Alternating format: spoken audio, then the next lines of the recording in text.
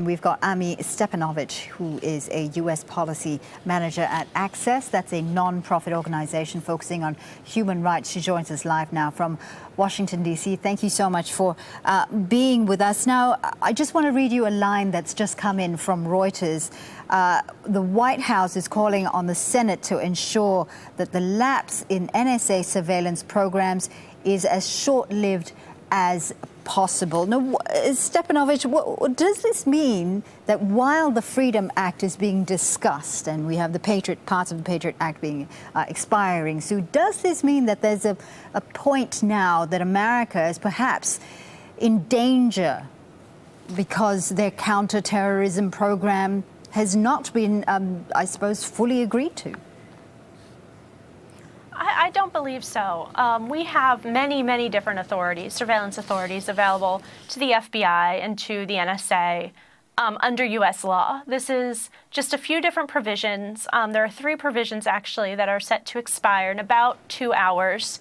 One of them has never been used. One of them is not used very often. And the third one, Section 215, which we've heard so much about, the program that we're talking about here, the bulk telephone metadata program, has never been used to stop a terrorist attack.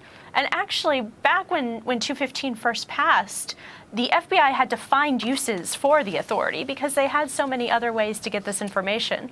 So it's very likely that they'll be able to go back to other ways to get the information they need. What they won't be able to get is as much information about people who are innocent and who haven't conducted any wrongdoing. Right, but with the expiration of parts of the Patriot Act, Senator Rand Paul is also saying that let's have a real discussion about the U.S. surveillance program. Where does this actually leave the U.S. surveillance program? So we have, as I said, we have 3 of the different provisions expiring in about 2 hours. So those provisions now will have to be renewed. As was previously discussed on the program, they've been renewed every single time since they were instituted into law post 9/11 without any reforms at all.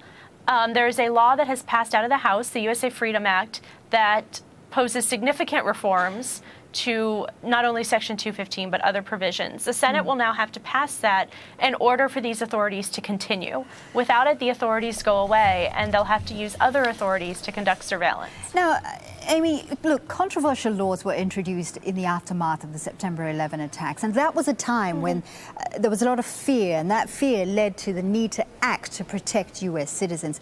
14 years on, though, now we're having a debate about how these laws are affecting the individual. Some would say that in the name of national security, some things like privacy need to be sacrificed.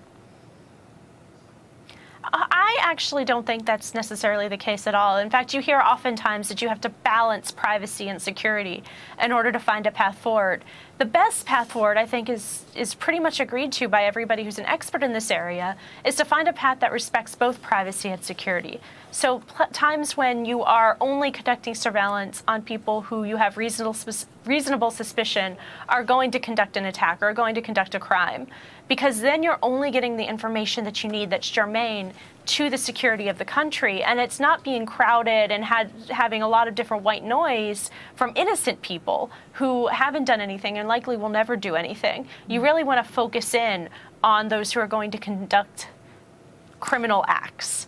And so the goal is to ratchet up both individual privacy and security.